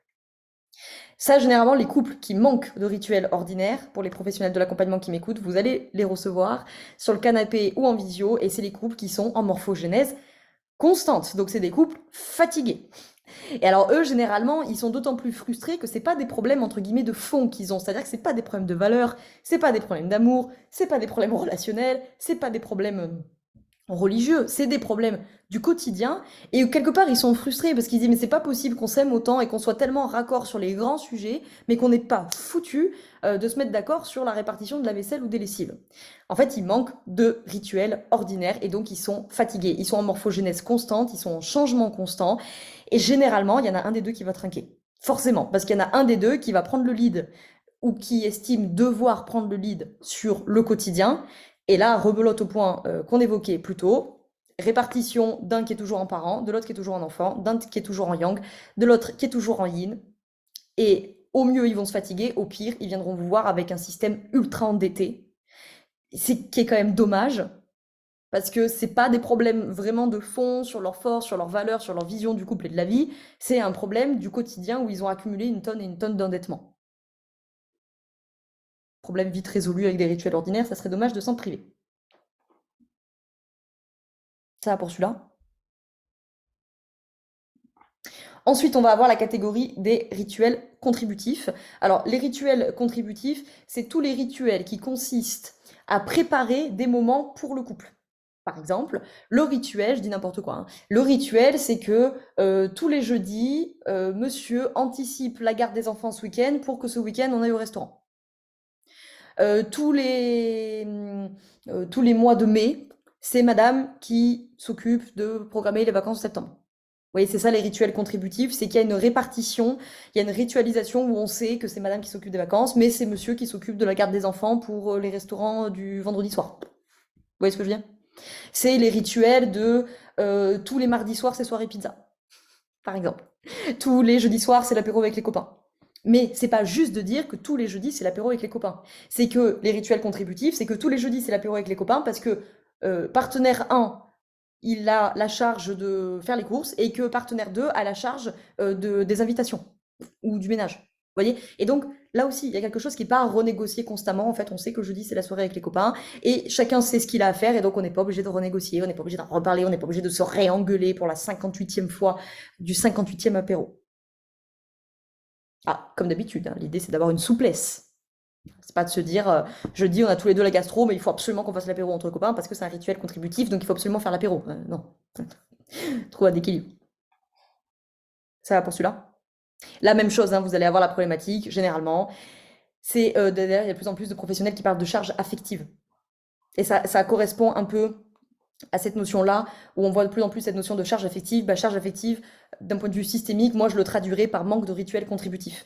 C'est-à-dire qu'en fait, souvent, il y en a un des deux qui va se retrouver, entre guillemets, avec la charge affective, c'est-à-dire la charge de penser à aller au restaurant, à aller au cinéma, à prévoir un week-end. Et donc, prévoir un week-end, ça paraît simple, mais en fait, il faut louer un Airbnb, il faut prévoir les trajets, il faut prévenir les grands-parents, il faut faire garder les enfants, il faut avoir fait le ménage en amont, blablabla. Et donc, toute cette charge affective qui entoure le fait de porter la charge de créer et de proposer des moments pour le couple, restaurant, cinéma, vacances, que sais-je, eh ben, la traduction systémique, c'est un peu manquer de rituel contributif. Donc eux, ils viendront vous voir pour de l'accompagnement avec j'en ai marre, c'est toujours moi qui m'occupe de tout, si je m'occupe de rien, on fait rien pour le couple, on est bloqué dans le quotidien, on fait que de s'occuper des gamins, du chien et du ménage, mais on n'a pas de moment pour restaurant ou quoi que ce soit. Ça va aussi pour celui-ci? Et donc, il nous reste une troisième catégorie très importante qui sont les rituels significatifs. Très important parce que beaucoup plus ponctuels dans la relation. C'est pas les rituels du quotidien, là pour le coup, c'est les rituels qui ont une valeur symbolique pour le couple. Donc c'est vraiment des rituels qui vont venir soutenir des forces du couple et qui marquent vraiment un avant et un après. Concrètement, un rituel significatif, c'est le mariage, bien entendu. Ça peut être, je sais pas moi, de se faire un tatouage en commun, par exemple. Ça peut être, je sais pas moi, la fête des voisins que le couple organise tous les ans, vous voyez, et qui du coup se ritualise, marque vraiment une valeur symbolique pour le couple, et en plus vient soutenir une force de coercition, c'est-à-dire on vient réunir du monde autour du couple. Un autre rituel significatif, qu'est-ce que je pourrais vous prendre? Un rituel significatif que beaucoup de couples font et que je vous invite à les inviter à faire, pour ceux qui les accompagnent, c'est de fêter la rencontre ou la mise en couple ou quelque chose comme ça. C'est un rituel significatif où, je sais pas, vous êtes mis ensemble le 5 mai, tous les ans, le 5 mai, on va fêter l'anniversaire du couple. C'est un rituel significatif qui a une valeur symbolique, qui vient soutenir une force de cohésion dans le couple et qui, pour qu'il soit possible, implique des rituels contributifs parce qu'il faut qu'on l'ait organisé, notre soirée restaurant du 5 mai. Il faut qu'on ait anticipé que les enfants soient gardés, il faut qu'on ait anticipé de pas travailler le lendemain matin, par exemple, si on veut faire la fête ou que sais-je. Donc, ça aura nécessité qu'on ait des rituels contributifs en amont. Donc, vous voyez, ces rituels significatifs, ils viennent attraper plein de choses, les forces du couple, ils viennent chercher d'autres rituels et ils sont très importants, d'autant plus importants à mobiliser quand vous avez des couples qui font le choix, ou qui des fois ne l'ont pas, mais de ne pas se marier, de ne pas se paxer, de ne pas avoir d'enfants, vous voyez, qui n'ont pas ces grands rituels significatifs, c'est complètement OK, mais ça va être du coup d'autant plus important de leur faire souligner l'importance de fêter l'anniversaire du couple, d'organiser la fête des voisins, d'organiser, je sais pas moi, le voyage entre copains, parce que tous les ans, en août, la deuxième semaine d'août, on part avec les copains. Rituel significatif, rituel contributif, force de coercition, force de cohésion, tout le monde est content. Ça va? Question, contestation, remarque sur les rituels? Bon, ça va. Donc même chose, hein, on ne réfléchit pas en binaire. Le but, c'est pas de les mettre de les laisser dans une morphogénèse constante et qui s'épuisent. Le but, c'est pas du coup de les faire passer dans une morphostase totale où ils reviendront vous voir 1 an, 2 ans, 3 ans après en vous disant on se fait chier comme des rats morts parce que c'est la routine totale et que y a aucune improvisation, aucune spontanéité, hein, parce que sinon vous allez mettre les deux dans des positions de parents, ça va être l'enfer, hein. Ça serait même pas possible d'ailleurs. Ah, j'ai retrouvé ce que je voulais vous dire tout à l'heure. Oula, illumination d'un neurone. Je reviens 2 minutes sur la question yin-yang là. Un truc que je vois souvent, j'ai encore vu ça hier et je trouve ça très intéressant, c'est que dans la théorie du yin et du yang, rappelez-vous pour celles qui la connaissent, il y a un principe en médecine chinoise qui s'appelle l'interdépendance du yin et du yang, qui dit que le yang à son apogée devient toujours du yin et que le yin à son apogée devient toujours du yang. Par exemple, vous travaillez comme un forçat, vous êtes en yang total, total, total, et un matin, vous êtes cloué au lit, vous pouvez plus vous lever, c'est le burn-out, et c'est donc l'apogée du yin. Le repos, le calme, le non-mouvement, etc. Ben, dans le couple, ça va être la même chose. C'est-à-dire que si je reprends l'exemple qu'on prenait tout à l'heure de madame qui est que dans du yang et qui monte, qui monte, qui monte, qui monte, qui monte, qui monte dans son yang, il y a un moment, elle va basculer entre guillemets d'un coup dans un extrême yin où elle va plus rien faire parce qu'elle en aura ras-le-bol. Elle va partir en week-end avec ses copines, elle va aller se faire masser tous les 4 matins et elle aura raison. C'est pas ce que je suis en train de dire, c'est juste que le conjoint en face, il se dit mais qu'est-ce qui se passe? Qu'est-ce que c'est que ce bins quoi? Et qu'en fait l'extrême yang va forcément basculer à un moment donné en extrême yin parce qu'elle pourra pas rester dans ce fonctionnement maximal de yang tout le temps, c'est pas possible. Vous voyez? Ça pourrait être le cas dans l'autre sens aussi, hein. Si dans ce même exemple, si le conjoint au bout d'un moment il sature et qu'il est que dans du yin, que dans du yin, que dans du yin, et à un moment il va basculer en extrême yang et il pourrait devenir très autoritaire, très décisif, très structuré. Et d'un coup, madame, elle va dire wow, mais qu'est-ce que oh, ça va, t'es pas mon père, qu'est-ce que tu me parles comme ça, vous voyez? Donc il y a aussi cette notion où ça peut basculer rapidement parce que on pourra pas maintenir des scores entre guillemets extrêmes d'énergie comme ça. Ça peut aussi donner une autre lecture si vous accompagnez des couples qui sont dans ce genre de situation ou si vous accompagnez un individu qui vous parle de sujets de couple dans cette situation, parce que des fois eux-mêmes ils sont perturbés par ça. Déjà, je comprends pas ce qui m'arrive, quoi. Je comprends pas ce qui m'arrive. Habituellement, je suis la nana super organisée, qui gère tout, qui m'occupe de tout. Puis là, je sais pas ce qui se passe, quoi. Depuis 2 semaines, j'ai pété les plombs. Arrête, t'as pété les plombs. En tout cas, peut-être que il y a un moment où le corps il a dit stop. Ça fait 25 fois que je te dis qu'il faut mettre un petit peu d'in. Tu veux pas le faire? Bah, je vais le faire pour toi. T'inquiète pas.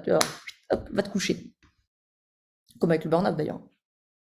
Ça va? Question, contestation, remarque? Non? Est-ce que tu peux nous redonner le nom de la personne qui a défini ces 3 catégories de rituels, s'il te plaît? Je suis pas sûre d'avoir compris. Je te mets ça dans le chat. Merci. Julien Brest, psychologue thérapeute de la systémique. Et je vous... hop. L'autre auteur dont je vous parlais au tout début sur la question de la tragédie versus le drame, bon, il parle pas que de ça bien sûr, hein, mais je vous mets dans le chat puis je vous le remettrai dans le mail bien sûr. Il s'appelle Philippe Bruno. Le bouquin s'appelle Inventer le couple. Alors, je vous préviens d'avance, comme beaucoup des livres que je vous conseille, c'est pas un livre super détente à lire sur la plage, hein. C'est encore un bouquin d'universitaire blindé, écrit en tout petit, blindé d'études et de concepts théoriques qui font mal à la tête. Mais si vous aimez bien, comme moi, vous faire du mal intellectuellement parlant, il va vous plaire. Est-ce qu'il y avait d'autres questions?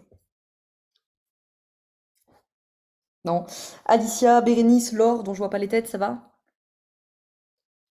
Je vois pas si vous avez les sourcils froncés ou pas. Tout est clair, ok. Ok. Ok, parfait. Qu'est-ce que je disais? Eh ben, troisième pilier, 4e point. Et dernier, disons, je sais que je vais presque être à l'heure pour une fois. On va parler de la mariation. Alors, la mariation, c'est un concept élaboré par Reynaldo Perón, grand thérapeute de la systémique, qui n'a rien à voir avec la question du mariage, hein, ça prête un petit peu à confusion, mais la mariation, il le définit comme le process dans le couple qui permet de passer de l'idéal à l'atteignable. Donc, vous avez plein de couples qui ont fait leur mariation, qui soient mariés ou pas, et vous avez plein de couples qui n'ont pas fait leur mariation, qui sont mariés ou pas, hein, ça n'a rien à voir avec le mariage. C'est cette idée de passer de l'idéal à l'atteignable. Quand je me mets en couple avec la personne, au début, j'ai beaucoup d'idéaux. Et je l'aperçois d'une manière souvent très idéalisée. Il ou elle est formidable parce que petit 1, petit 2, petit 3. Et généralement, les mois et les années passant, je me dis que enfin, ouais, en fait, il est quand même aussi très pénible hein, pour petit 1, petit 2, petit 3. Et puis, ce que j'ai souvent, hein, vous connaissez ce phénomène, ce que j'ai souvent idéalisé au début, je finis par le détester au bout de quelques mois, souvent quelques années. Le mec que vous avez trouvé super attentionné, super protecteur, dans quelques années, il va être super étouffant et super chiant. Oui. La nana que vous avez trouvée super intelligente et super brillante, dans quelques mois, quelques années, elle va être super pénible parce que c'est Wikipédia sur pattes. Oui. Donc, ça, c'est justement des couples où il faut leur faire travailler ce concept de mariation. Généralement, les deux dans la relation n'en sont pas au même stade de la mariation. Donc, pour ceux qui accompagnent des couples, quand vous recevez le couple, c'est tout à fait normal qu'ils n'en soient pas au même stade. Il y en a souvent un qui est en ce moment un peu plus en acceptation de ce qu'est l'autre, parce que c'est ça la mariation, c'est comment le couple arrive à accepter, enfin comment chaque conjoint arrive à accepter l'autre tel qu'il est réellement. Et ça va être important aussi de les amener là-dessus, parce que souvent quand vous allez dire est-ce que vous acceptez votre conjoint tel qu'il est réellement, ils vont vous dire oui, oui, oui. Pas sûr. Permettez-moi d'en douter. Non. Donc, généralement, ils n'en sont pas tous les deux au même stade de la mariation, c'est complètement OK. Côté praticien ou praticienne, justement, ça va être aussi votre job d'aller voir lequel des deux soutient le plus en ce moment le processus de mariation, et donc lequel des deux en ce moment soutient le plus l'alliance conjugale. Ça, c'est OK, et c'est aussi un truc important, ça peut en tout cas être important à leur dire, c'est que dans le couple, évidemment, ils auront des épreuves, des difficultés, etc. Tout l'enjeu pour le couple n'étant pas de ne pas avoir d'épreuves, tout l'enjeu pour le couple étant comment on se choisit à nouveau à chaque dispute, chaque épreuve, chaque désaccord. En fait, comment on se signe plein de CDD ad vitam aeternam plutôt que de dire on a signé un CDI et à basta, on n'en parle plus. Et selon les sujets, selon les étapes, selon les moments de vie, eh ben, ils vont s'échanger les rôles dans celui qui est le plus soutenant pour l'alliance conjugale. Et c'est OK, en fait. Et plutôt que de le voir comme, encore une fois, quelque chose qui les sépare et quelque chose qui les divise, il vaut mieux qu'ils apprennent à le voir comme OK, putain, j'ai de la chance parce qu'en ce moment, t'es vraiment une ressource pour notre couple. En ce moment, t'es vachement soutenant pour notre couple. Et heureusement que tu es là. Ce qui est quand même beaucoup plus positif. Et ça les aide beaucoup plus avancés que de dire t'aurais pu faire ci, t'aurais pu faire ça. Bon. Donc voilà, la mariation, c'est vraiment ce concept de accepter l'autre tel qu'il est, passer de l'idéal à l'atteignable. C'est un processus, faut pas se mentir, qui est pas très confortable et qui est pas très agréable en fait. Hein. Parce que revenir, accepter l'autre tel qu'il est, passer de l'idéal à l'atteignable, c'est forcément inconfortable, c'est forcément désagréable. Ça veut dire que je dois lâcher sur mes idéaux, je dois lâcher sur ce que j'avais projeté sur l'autre. Je dois faire ce travail d'accepter que, mais en fait, l'autre, il a jamais été comme ça. C'est moi qui ai projeté ça sur lui. C'est moi qui attendais ça. C'est moi qui espérais ça. Mais lui, il a jamais dit qu'il était absolu 100% ceci ou 100% cela. Donc la mariation, c'est pas un processus entre guillemets. Oui, c'est sortir du fantasme, Cynthia, exactement. C'est sortir de l'image fantasmatique que j'ai projetée sur l'autre, que l'autre ne m'a pas demandé, le dit en passant. Hein. Et ce processus de mariation, il n'est pas forcément facile, il est souvent même pas facile. Il peut être désagréable, il peut être inconfortable. Et là, ça peut valoir le coup aussi d'accompagner les couples, comme disait Joël tout à l'heure à très juste titre, que le couple est un espace de croissance, c'est un espace de développement, c'est pas censé être un espace de plaisir.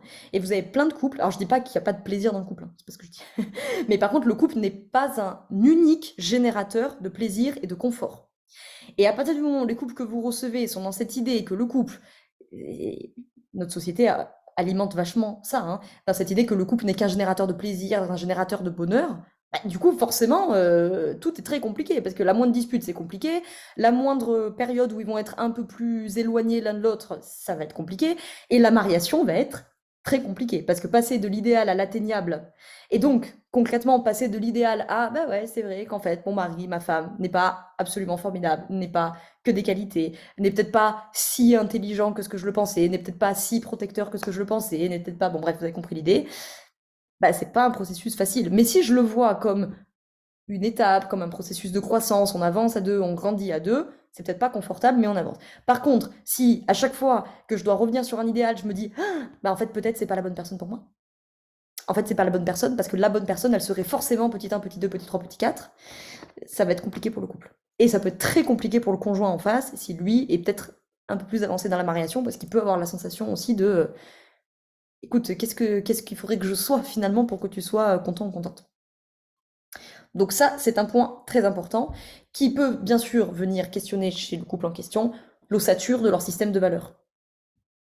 Ça, c'est un problème qu'on voit souvent. Nombre de couples qui se mettent ensemble, qui sont ensemble depuis 2 ans, 5 ans, 10 ans, 20 ans, tu leur demandes quelle est votre définition du couple, quelles sont les valeurs du couple, ils ne sont pas capables de te répondre. Parce que c'est des questions qu'on n'a pas appris à se poser quand on crée une relation amoureuse avec quelqu'un.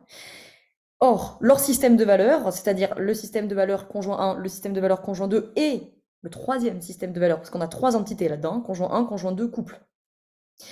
Donc le troisième système de valeurs qui est le système du couple et qui vont construire ensemble, est-ce qu'ils sont d'accord sur les valeurs d'un couple? Alors encore une fois, on ne cherche pas un fonctionnement maximal où ils seraient d'accord sur 100% de leurs valeurs, c'est pas ça. Mais moi j'aime bien la métaphore un peu du squelette. C'est-à-dire, s'ils sont pas d'accord sur cet os-là, là, sur la dernière phalange du petit doigt, c'est pas très très grave. S'ils sont pas d'accord sur la colonne vertébrale, sur les fémurs et sur les humérus, c'est un peu plus compliqué pour faire un squelette qui tient la route, vous voyez. Et ça va aussi participer au phénomène de mariation. En tout cas, ces deux aspects-là sont quand même liés. Parce que c'est quand même d'autant plus aisé de faire un processus de mariation, c'est-à-dire j'accepte l'autre tel qu'il est réellement, quand malgré tout, la grande ossature, on est raccord. On a quand même une base qui est solide ensemble, on a un mythe fondateur qui est solide et qui tient la route, on a un système de valeurs qui est solide parce qu'on est d'accord sur la grande architecture, même si y a 3 bouts de phalange et de lobes d'oreille sur lesquels on n'est pas d'accord, c'est pas très grave. Au contraire, ça va mettre de l'oxygène, ça va mettre de la liberté, parce que les conflits créent de la liberté dans le couple, du moment qu'ils sont non violents, bien entendu, hein. Mais le fait de ne pas être d'accord, ça permet d'accéder au monde de l'autre. Ah, ok, tu vois les choses comme ça, ok, très bien. Donc voilà, j'ai même envie de dire, s'ils sont pas d'accord sur toutes les valeurs, c'est très bien, ça mettra un petit peu d'oxygène, un petit peu de liberté, un peu de souplesse, un petit peu de différence. La différence, c'est important, mais ça serait bien qu'ils aient quand même un socle en commun, quand même. Ça va? Je vous propose un exercice pratique. Avant l'exercice pratique, est-ce que vous avez des questions, des contestations, des points pas clairs? J'ai une question, s'il te plaît. Vas-y. Tu viens de parler de mythe fondateur. Du coup, est-ce que tu peux nous évoquer rapidement ce que c'est, s'il te plaît? Oui, j'aurais tout à fait pu le mettre dans les piliers indispensables du couple, hein. Je pourrais même vous dire, c'est le premier, chronologiquement, pilier du couple. Et en termes d'importance, si c'est pas le premier, on est dans le top 3. Le mythe fondateur, c'est... En fait, le mythe fondateur, c'est l'histoire de la rencontre du couple. Et côté praticien, vous allez l'identifier, le percevoir au moment où vous dites comment vous êtes rencontrés, parlez-moi de votre rencontre, etc. C'est-à-dire qu'en fait, ce mythe fondateur raconte les deux conjoints, il raconte la rencontre du couple et il raconte le couple en retour. Concrètement, le mythe fondateur, c'est le moment où vous pouvez avoir le couple le plus fâché, le plus endetté en face de vous. Quand vous leur demandez comment vous êtes rencontrés, d'un coup, il y a un truc qui change. Le non-verbal va changer, ils vont se regarder, ils vont rigoler. Ah bah alors en fait, on s'est rencontrés, je sais pas moi, au restaurant. Et alors, il était maladroit comme tout, il m'a renversé son verre de vin dessus. D'ailleurs, maintenant, à chaque fois qu'on boit une bouteille de vin, on fait référence à ça. Voilà, ça, c'est un mythe fondateur qui est fort. Il y a quelque chose où il parle de cette rencontre les raconte en retour, me raconte que monsieur est maladroit et que depuis, c'est devenu un peu un running gag dans la relation. Me raconte que madame a été séduite par l'humour qu'il a mis sur sa maladresse. Vous voyez, donc ça raconte le couple en retour. Ça parle de leurs valeurs. Peut-être que l'humour est quelque chose, ou de leur force, peut-être que l'humour est une force importante pour le couple. Ça me parle de leur rituel, par exemple. Ah, vous fêtez votre anniversaire tous les ans, donc ça me dit qu'ok, il y a du rituel significatif qui est en place, vous voyez. Donc ça dit beaucoup de choses du couple.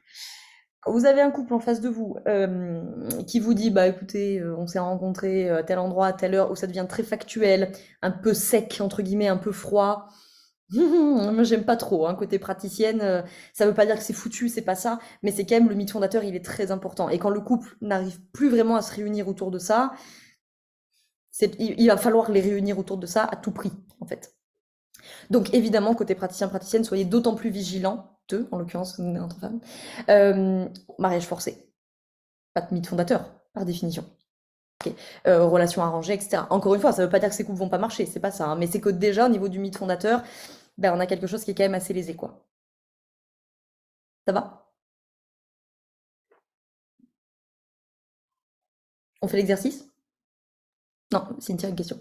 Ouais, justement, par rapport à la cliente que je te parlais au début, là, bah, du coup, avec tout ce que tu nous as donné, c'est génial, mais du coup, concrètement, comment je pourrais l'aider? Alors, parlons un petit peu du cas, parce que là, comme ça, il faut que... Alors, Madame, du coup, qui est en reconversion pro, enfin, en tout cas avec un désir de reconversion pro, elle commence à nourrir son projet pro autour de la photographie, tout ça. Elle envoie des petits signes à son mari. Là, aujourd'hui, j'ai programmé ça avec l'appareil photo, bref, autour de la photo. Et son mari lui répond oui, ben, c'est bien pour un loisir.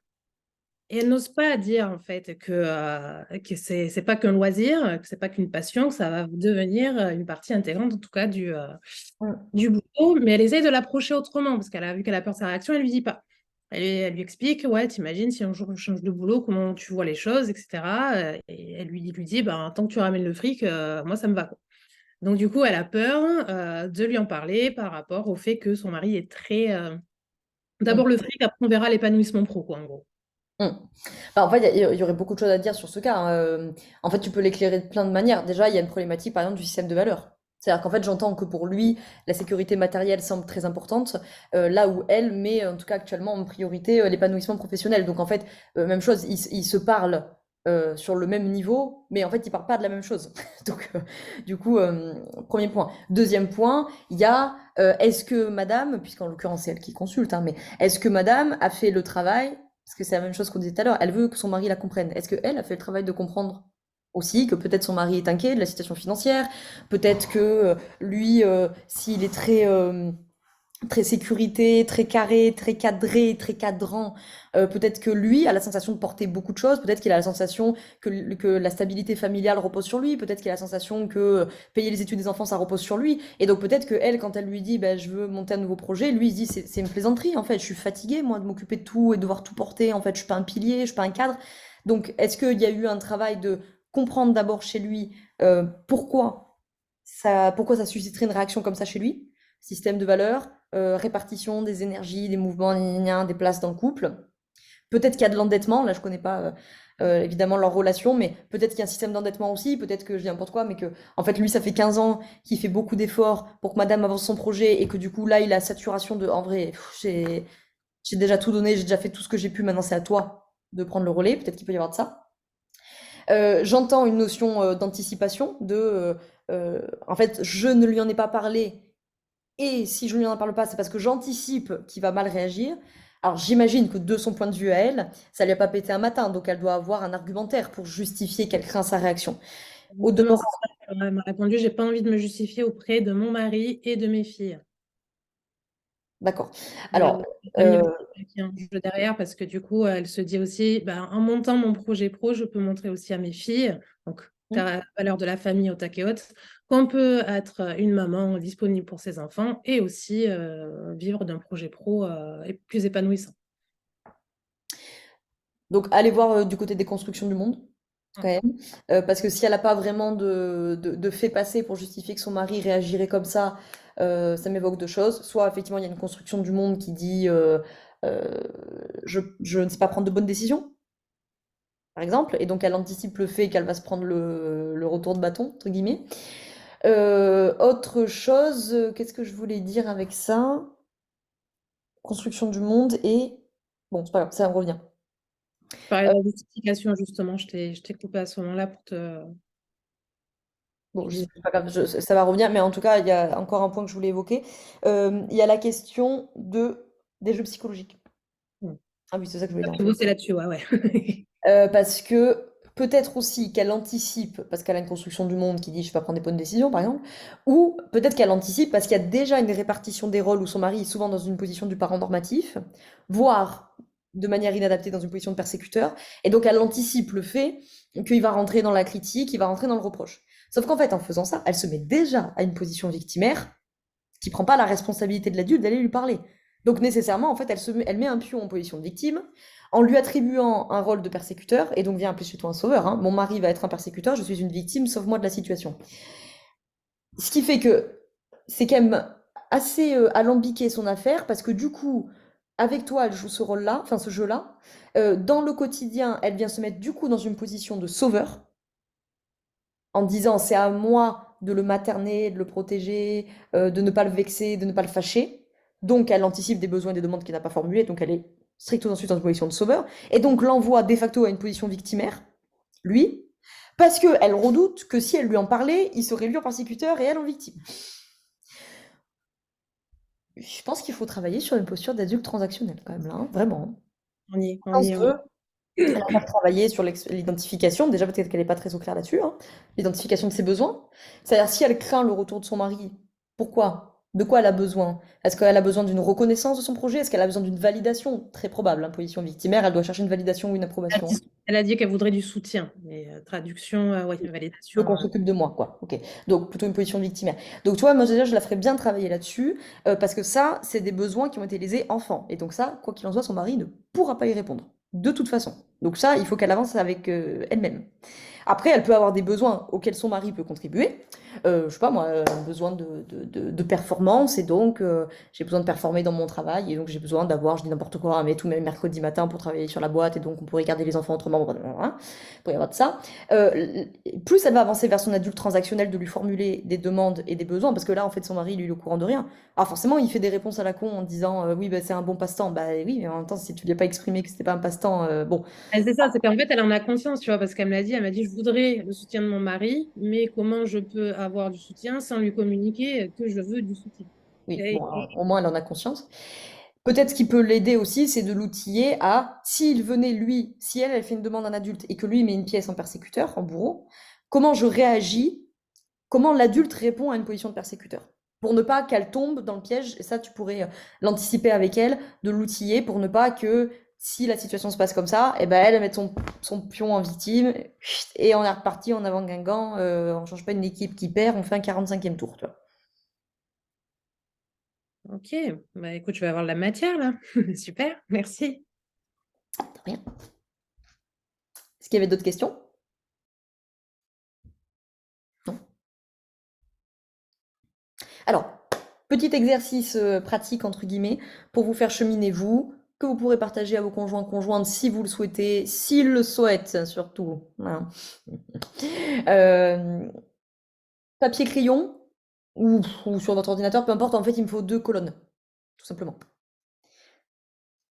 L'exercice est très simple, mais il n'est pas facile. Il est simple dans sa réalisation, mais je vous demande les réponses les plus instinctives, le premier truc qui vous passe en tête. Vous pourrez après nous le partager si vous le souhaitez, ou vous pouvez le garder pour vous parce que c'est assez intime, hein. Mais vous, pour faire l'exercice de la manière la plus juste possible, le premier truc qui vous passe en tête. Donc je vous préviens, je l'anticipe, anticipez-le, vous allez avoir des mécanismes de censure qui vont se manifester pour dire non mais c'est une réponse à la con, non mais je peux pas écrire ça, non mais c'est pas vraiment ça que je pense, blablabla, blablabla.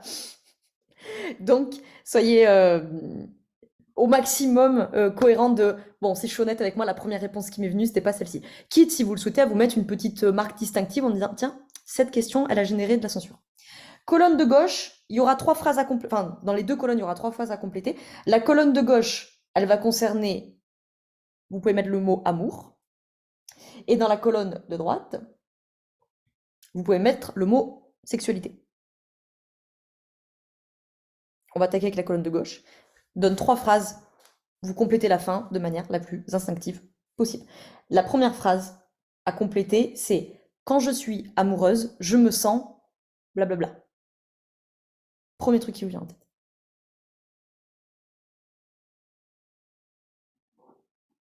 Peut-être intéressant de comparer après avec vos conjoints, conjointes si vous le souhaitez. Et s'ils veulent s'y prêter, bien sûr.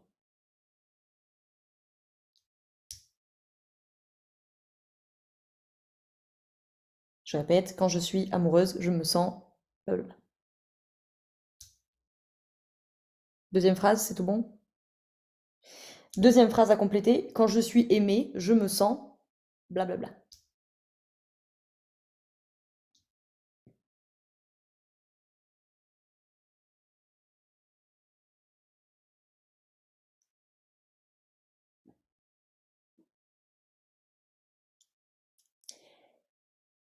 Troisième et dernière dans cette colonne, en amour, je cherche blablabla.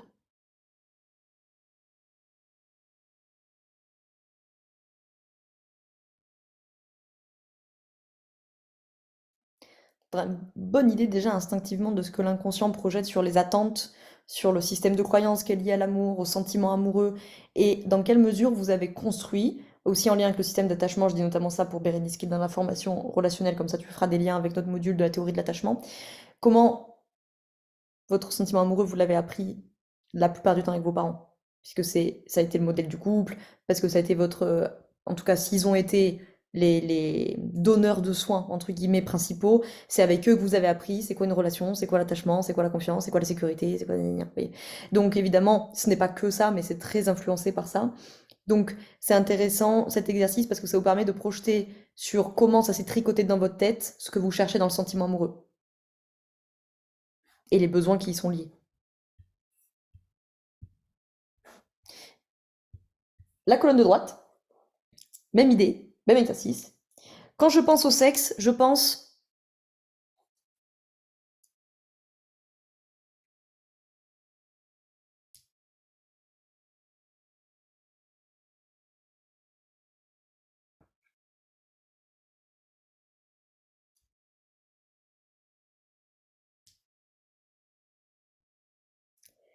Deuxième phrase, quand j'éprouve du désir, je me sens...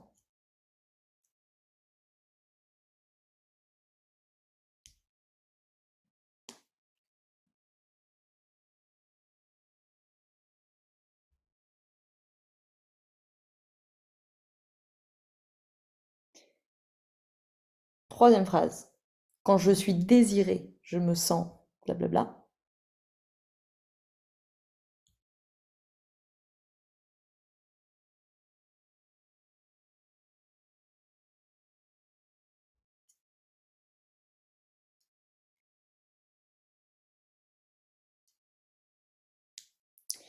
Et une dernière, dans la sexualité, je cherche... blablabla.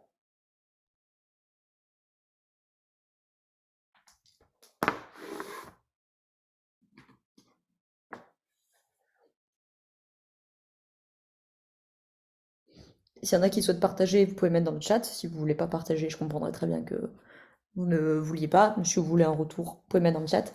Cet exercice, il est aussi très intéressant parce qu'il permet de voir comment, dans votre système de représentation, on ne se représente pas l'amour et la sexualité nécessairement de la même manière. En tout cas, on ne vient pas toujours y chercher la même chose et ça ne vient pas toujours se représenter et se processer de la même manière.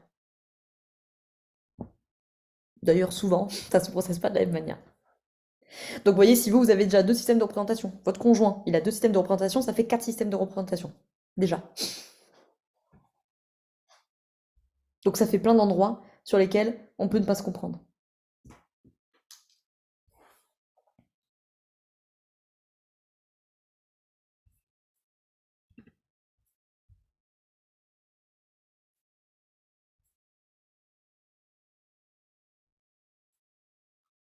Alors, je vois que ça écrit, que ça réfléchit.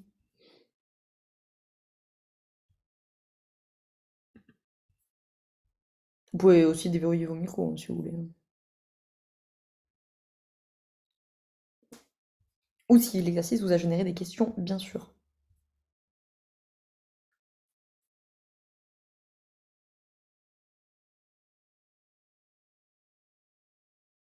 Ok.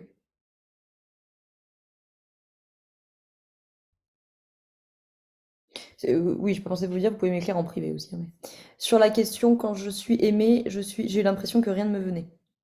Ok, c'est ok, Alicia. Peut-être que, tu vois, la formulation, elle a pas vraiment résonné. Peut-être que du coup, t'auras pas une réponse entre guillemets spontanée à y mettre, mais que tu peux peut-être le réfléchir, tu vois.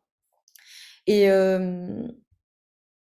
et si tu vois que vraiment cette question, elle t'évoque rien, ça peut être intéressant du coup de te dire pourquoi les autres m'ont évoqué quelque chose et celle-ci, elle m'évoque rien.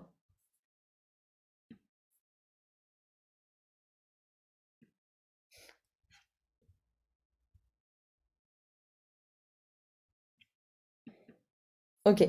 Est-ce qu'il y avait... je vois que ça tape, alors je sais pas s'il faut que j'attende un peu dans le chat ou pas. Cynthia, nommée sur l'amour, je me sens pousser des ailes, légèreté, sécurité, liberté, défense pour la troisième, connexion, sécurité, développement. Ok. Ouais, ouais, beaucoup de choses qui tournent autour de... C'est intéressant, hein. Liberté, sécurité. Vraiment les deux. Tu vois, tu as la liberté, la légèreté, le développement qui font un peu cette catégorie. Puis il y a l'autre catégorie, bah, sécurité pour le coup que tu as exprimé telle quelle. La connexion qui fait partie aussi de ça, de la sécurité émotionnelle, affective.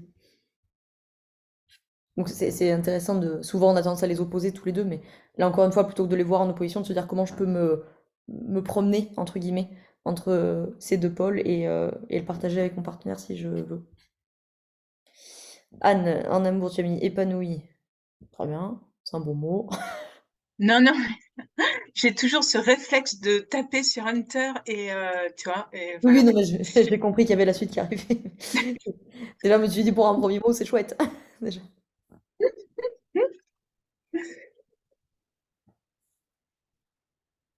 Et en plus, j'ai été déconnectée. Bon, pour toutes les autres aussi, on va arriver tranquillement à la fin. Je suis déjà en retard, mais comme d'habitude. Donc, si vous avez des questions, le temps que je prenne les derniers retours dans le chat. Pour les autres, est-ce qu'il y a des questions? Est-ce qu'il y a des points pas clairs? Est-ce qu'il y a un autre sujet que vous vouliez aborder? Est-ce que... Ou pas? Bah, par rapport au côté sexualité, la réponse que je t'ai envoyée en privé, à part consulter pour tu connais les raisons, et qu'est-ce que je pourrais faire? Parce que c'est effrayant quand même de voir les réponses. Bah, en fait, d'une manière générale, je vous dirais, pour faire une réponse globale, s'il y a une des deux colonnes où vous accumulez des mots négatifs, on va dire ça comme ça, ou qui sont chargés de choses difficiles, bon, effectivement, il y a bien sûr l'accompagnement qui est très important, ça c'est certain. Le travail sur le sujet d'une manière générale. Après, ça peut être aussi tout le travail à comment je peux percevoir ça autrement, ou par exemple dans le couple, ça peut être de se dire bah, comment peut-être mon partenaire peut être un allié en fait pour commencer petit à petit à cheminer vers une autre lecture, une autre perception de cette colonne, entre guillemets. Ça va être intéressant de le faire potentiellement raisonner avec ses réponses à lui, s'il souhaite faire cet exercice. Voilà. Parce que si par exemple vous avez une colonne où vous mettez insécurité, insécurité, insécurité, insécurité, et que votre mec il met protection, protection, protection, bah ça alors, est-ce que ça relèverait du hasard? Pas sûr. Donc ça va être aussi intéressant de se dire, bah, encore une fois, plutôt que de voir ça comme, ouais, ok, bon, bah, ça veut dire qu'on n'est pas raccord, on va peut-être se dire comment je peux aller chercher des forces peut-être chez lui, chez le partenaire, sur, enfin, comment le couple peut aller chercher des forces peut-être de son côté sur ce sujet-là, parce que peut-être que moi, ce sujet-là, pour l'instant, il est encore un peu challenge pour moi. Je le travaille de mon côté, mais forcément, il a une répercussion sur le couple, donc comment on peut aller chercher peut-être un peu de la force ailleurs, comme toi, tu vas apporter des forces sur un autre sujet, en fait, tu vois. Et après, il y a le travail sur soi, bien sûr. Merci Laura. Anne, qu'est-ce qu'elle nous met? Gênée, ok. Ça vaudrait le coup d'aller voir. Sexualité, à moi déstabilisée, bête, je cherche à succomber. Ok, très intéressant. Très très intéressant. Je me sens déstabilisée, je cherche à succomber. T'as un peu la même notion de basculer dans un autre état. Sarah, qu'est-ce que tu nous dis? Si on a deux mots qui viennent et qui sont contradictoires. Je cherche connexion et liberté. Pourquoi ça serait contradictoire, connexion et liberté? Ça va pas forcément dans le même sens, en fait. Ça va pas forcément dans le même sens, c'est ça que tu me dis? Disons que ça réduit beaucoup les possibilités. Hmm. Ah, bah, Euh, voilà. alors, ça m'évoquerait deux choses. Déjà, le premier truc que ça m'évoque, c'est intéressant que tu y projettes quelque chose de l'ordre du contradictoire. Premier point. Mm. Euh, Deux, parce que, bon, est-ce qu'on pourrait pas trouver dans notre sexualité avec mon mari des pratiques, des contextes qui permettent à la fois qu'on se sente connecté, à la fois qu'on se sente libre? Ça, c'est intéressant que tu y perçoives une notion un peu contradictoire. Et, euh, et après, si, on aura l'occasion d'en reparler en séance si tu le souhaites, mais si derrière connexion, il y a critères A, B, C, et que derrière liberté, il y a les critères moins A, moins B, moins C, et que vraiment dans ta tête, ils sont construits comme des choses vraiment opposées, bah, l'idée, ça peut être de dire, en fait, c'est complètement OK qu'on ait du coup une sexualité qui soit suffisamment, j'allais dire polyvalente, mais c'est pas le mot que je cherche, diversifiée, pour que de temps en temps, on investisse plutôt cet espace-là, et de temps en temps, on investisse plutôt l'autre.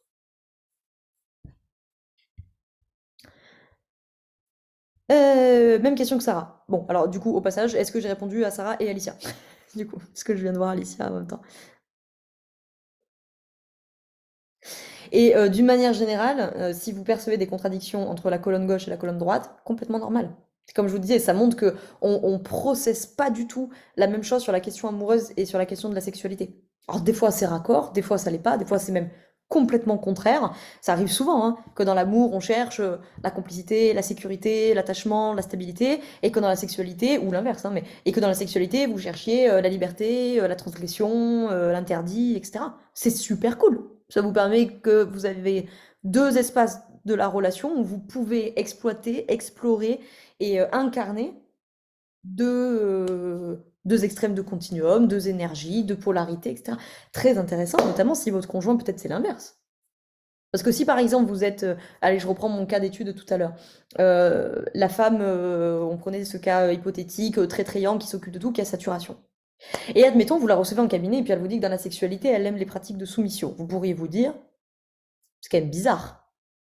Qu'elle, au quotidien, elle fait tout, elle gère sa boîte, ses gamins, machin, et puis dans la sexualité, c'est tout l'inverse. Mais moi, ça me paraît au contraire extrêmement logique. C'est que peut-être la sexualité est le seul espace où elle est dans son yin, dans la réceptivité, et le seul espace où elle lâche. Et donc, je trouve ça super, parce que ça veut bien dire que son mari, qu'elle m'explique depuis 4 séances que il est jamais en yang, il est insupportable. Bah, semble-t-il, il y a des espaces de la sexualité où il est donc capable d'investir cet espace-là, en fait. Donc, si c'est contradictoire, j'ai envie de dire, c'est peut-être au contraire une super opportunité d'avoir des espaces de la relation où ça peut fonctionner autrement. Et c'est possible, du coup, moi j'imagine que oui, mais on ne sait jamais, tu peux m'apporter d'autres apports. C'est possible de justement repousser les moments de sexualité où la personne est yin, justement pour éviter d'être dans son yin Ah bah, inconsciemment. bien sûr. Bien sûr, complètement. Parce que c'est une énergie de réceptivité. Donc, si la réceptivité, pour X ou Y quelque chose, c'est compliqué, c'est une énergie de passivité aussi, le yin, hein, aussi dans le côté, dans le bon côté, entre guillemets, de la passivité. Mais du coup, bah forcément, si je suis quelqu'un, pour X et Y raison, où je dois être beaucoup, beaucoup dans le contrôle, beaucoup en gestion, etc., bah, venir dans le yin, ça va être compliqué. Mais après, je peux très bien, en tant que femme, aller dans la sexualité avec du yang, hein, c'est pas un problème. C'est moi qui vais faire le premier poids, c'est moi qui vais être plutôt proactive, c'est moi qui vais décider, entre guillemets, pourquoi pas. Là, encore une fois, où c'est problématique, dans le cas que je prenais, c'est que si elle est en yang partout, à un moment, c'est du pétage de câble, quoi. Mais peut-être que c'est l'inverse, hein. Peut-être que c'est dans la sexualité que je vais chercher beaucoup de sécurité, beaucoup de cocooning, entre guillemets, beaucoup de contenant, on dirait, en psycho, et que c'est plutôt dans la relation, dans le sentiment amoureux que je vais vouloir éprouver l'indépendance et la liberté, hein. Pourquoi pas? J'ai loupé une question ou j'ai fumé? Parce que je vois que dans le chat, il n'y a rien. Donc, je suis en train de perdre la tête. C'est pas grave. Est-ce qu'il y avait d'autres questions? D'autres remarques? Non? Si vous avez besoin d'être accompagné sur ces sujets-là, vous avez le lien du coaching. Là, pour le coup, si vous avez besoin d'être accompagné soit en couple, soit en individuel sur ces sujets-là, c'est plutôt le coaching. Si c'est plutôt vous former, c'est plutôt la formation problématique relationnelle, mais on débarque en décembre. Donc, il y a le temps. C'était top comme d'habitude. Cool, merci. Ben, je suis contente que ça vous ait plu. Ben, avec plaisir. Contente qu'on ait pu aborder ces sujets-là. Merci Laure. Avec plaisir. Merci Sarah. J'ai oublié de vous dire un truc. Non. Ça y est, là j'ai le cerveau qui est cramé, donc je sais plus où j'en suis. Je vous ai mis les liens, je vous envoie le mail dès que le replay est en ligne. Merci Joël, avec plaisir. Prochaine masterclass le 4 juillet, même jour, même heure. Oui, c'est mardi, je crois. Midi 15, 13h30. Enfin, j'allais dire autre sujet. On va parler d'argent. Sexualité et argent sont toujours liés dans toutes les traditions énergétiques, holistiques, même en psycho d'ailleurs, hein. Donc, quoique, finalement, peut-être pas si loin que ça. Mais bon, en tout cas, on parlera de rapport à l'argent. Donc, on sera en apparence sur un autre sujet, tout du moins. Et je suis en train de publier les masterclass de septembre à décembre aussi. Donc, je mettrai un mot sur newsletter et Instagram quand elles seront prévues. Je vous mets le replay. Je suis en consultation dans 35 minutes. Il faut que je mange. Donc, si j'ai le temps, je fais le replay. Sinon, je le mettrai après la consulte. C'est tout bon pour vous? Ouais. Yes. Oui, merci Sarah. Je crève la dalle là, ce qui m'aide pas non plus à réfléchir. Allez, je vais couper l'enregistrement.